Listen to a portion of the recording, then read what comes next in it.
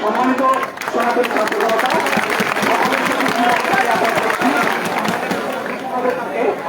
আমাদের এই ছাত্র সমাজের ডাকে আপনারা সমাজে আজকে একতাবদ্ধ হয়েছেন, যার জন্য আমরা আপনাদের প্রতি চিরকৃতজ্ঞ।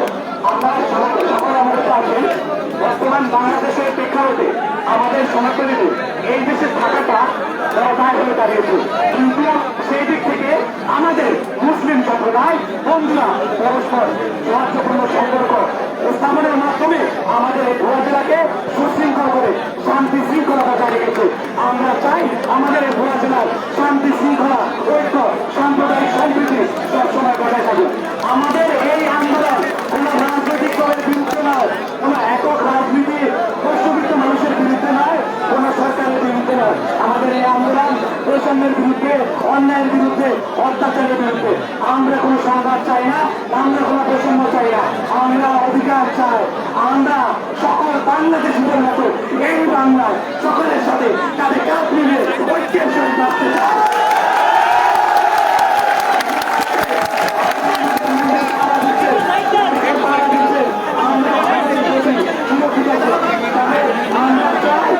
আমরা চাই আপনারা আমাদের এই অতন্ত্র আমাদের পাশে থেকে আপনারা শান্তি শৃঙ্খলা ভাবে আপনারা রক্ত দেন, আমরা সুশৃঙ্খলা ঘটাতে পারি।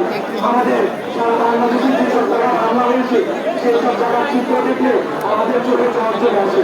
আমরা এই চোখে জল চাই না, আমরা শান্তি চাই, আমরা শৃঙ্খলা চাই, আমরা কোনো বৈষম্য চাই না।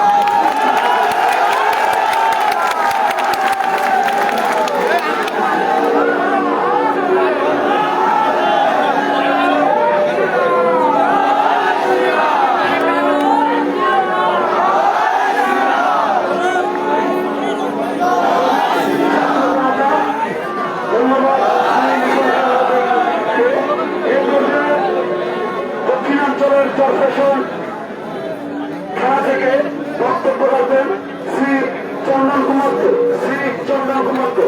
তাকে সংক্ষিপ্ত বক্তব্য রাখার জন্য অনুরোধ করছি।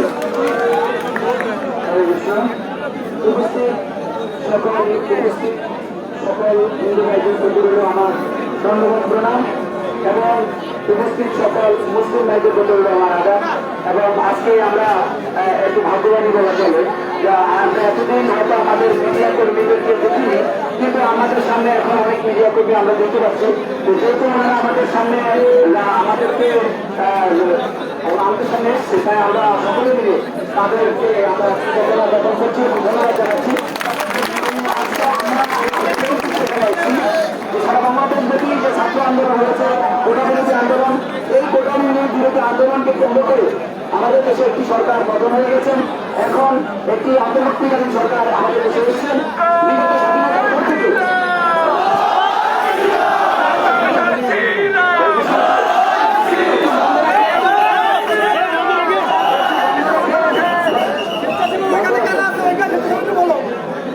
বাংলাদেশ স্বাধীনতার পর থেকে আমি পুরো বাংলাদেশ স্বাধীনতার পরের সময়টা বলতে পারবো না, কিন্তু আমি যতটুকু শুনেছি বা আমার যতটুকু অভিজ্ঞতা আমি দেখেছি, সেখানে দেখলাম যে আজ পর্যন্ত কোনো এত বড় সমাবেশ প্রত্যেকটি জেলায় জেলায় আর হয়নি।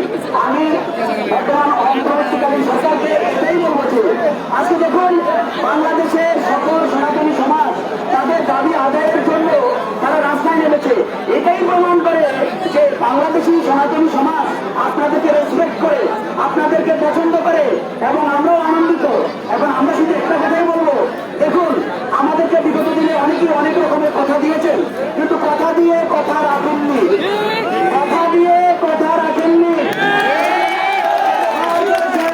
ব্যবহার করেছেন বলেই কথা হয়েছি। আজকে যার গেছে সে বুঝে।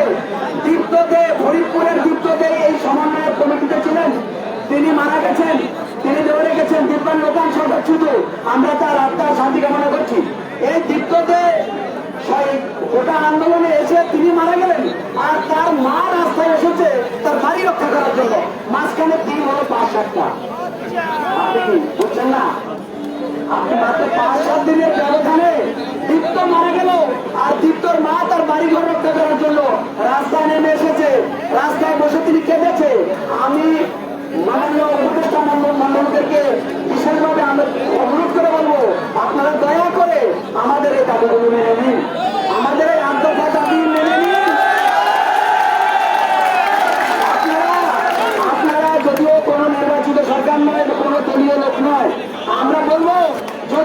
দফা দাবি আপনারা মেনে নেন, সারা জীবন হৃদয়ের মণিকোঠায় আপনারা আমাদের অবস্থান করবেন।